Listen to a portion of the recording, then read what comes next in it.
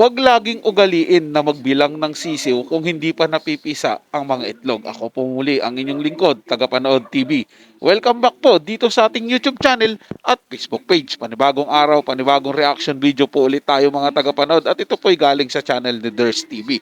Nasa description po yung link na kanyang channel, bisitahin po at pakisuportahan na rin. Pero bago po tayo magpatuloy, nais ko lang po kayong imbitahan, lalong-lalo na po sa mga bagong napadaan lang dito sa ating channel na wag po sanang makalimutan na mag-subscribe.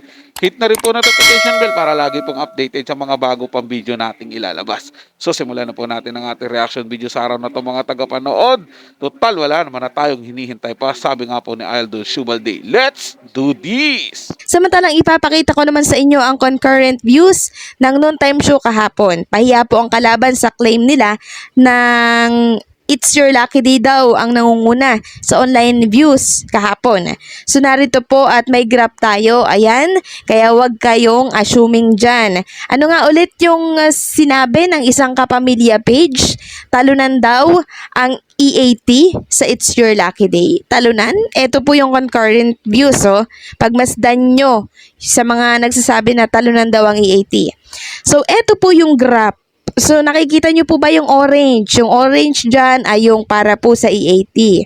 At yung yellow ay para sa It's Your Lucky Day. At yung green ay para po sa Tape Bulaga.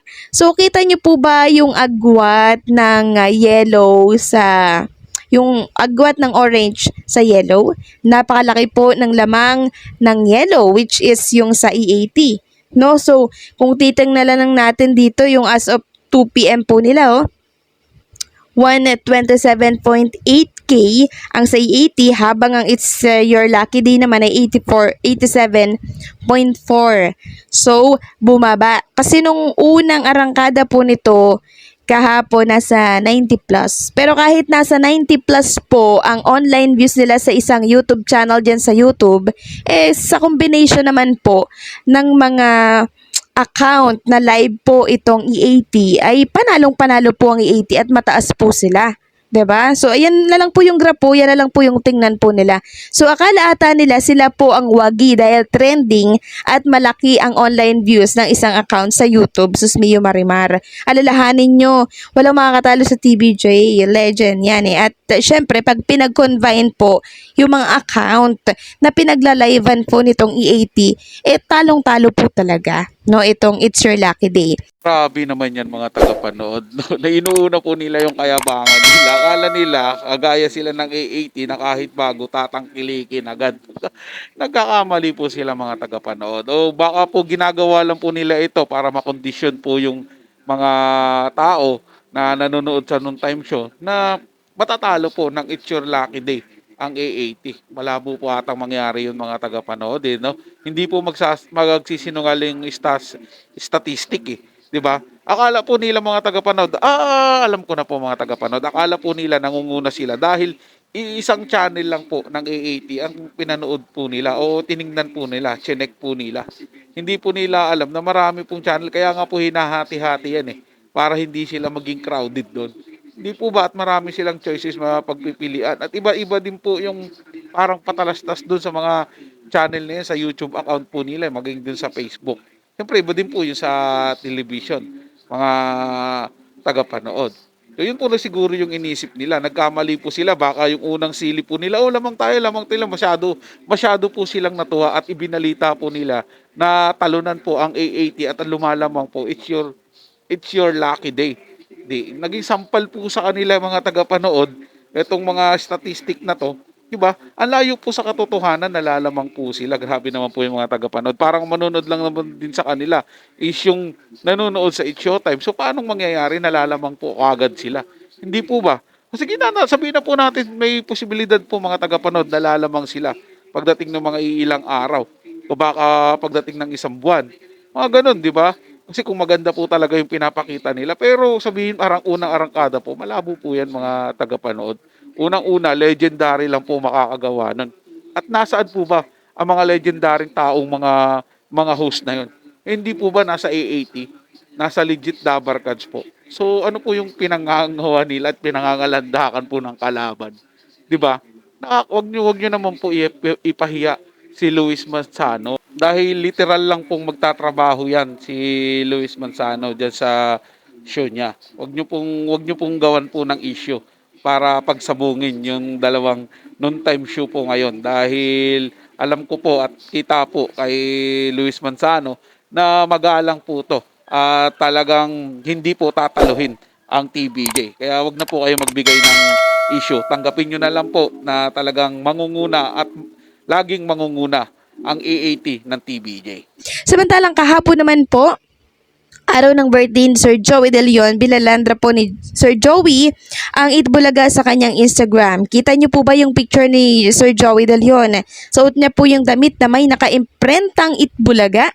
Kasama po ni Sir Joey De Leon ang philo na naka-imprenta din po ang picture ng kanyang nanay at siya nung bata pa po. So ganito po ang naging caption ni Sir Joey De Leon.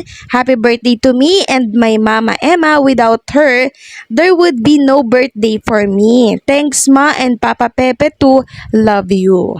So sa post na yan ni Sir Joey De Leon, bumati po sila Pochoy, itong si Paula Ballesteros po yan, si Alan Kay, si Pinay Fowl, si Aga Mulak bumati din po, and syempre si Maris Umali ng GMA7. Wow. So happy birthday muli dito kay Sir Joey De Leon, ano?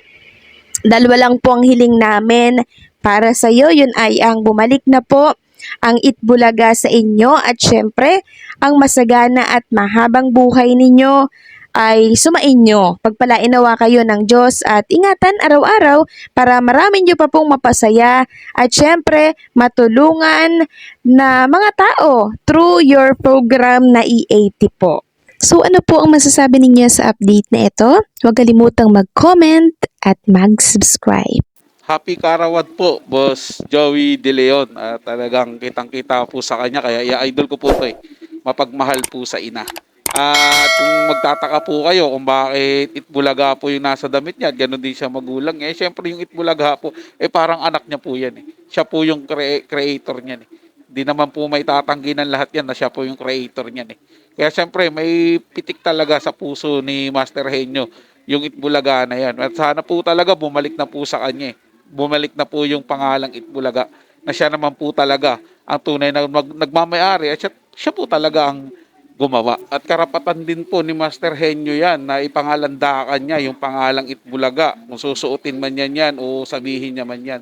Kasi siya po talaga yung legal at legit na nagmamayari niyan eh. Mahihiya naman po yung gumagamit ng Itbulaga na hindi naman sila yung gumawa, di ba? Kung yun nga mga peke, hindi nahihiyang ipangalandakan yung nasa damit nilang Itbulaga. Diba? Si Master Henyo pa kaya na siyang tunay na nagmamayari at legit na gumawa ng pangalang Itbulaga. Siya po ang tunay na creator. Hindi po ba mga tagapanood? So yun lang po mga tagapanood. Kung nagustuhan nyo po yung paksang ating tinalakay sa araw na to, kung kayo bago lang po na napadaan dito sa ating channel, huwag nyo po sanang kalimutan na mag-subscribe. Hit nyo na rin po notification bell para lagi po kayong updated sa mga bago pang video nating ilalabas. Share, like, and comment din po kayo mga tagapanood. Ating nababasahin at pupusuan. So hanggang sa muli po, ito ang yung Tagapanood TV. Komento at opinion lamang. Wala pong personalan. Paalam po at mabuhay po kayong lahat.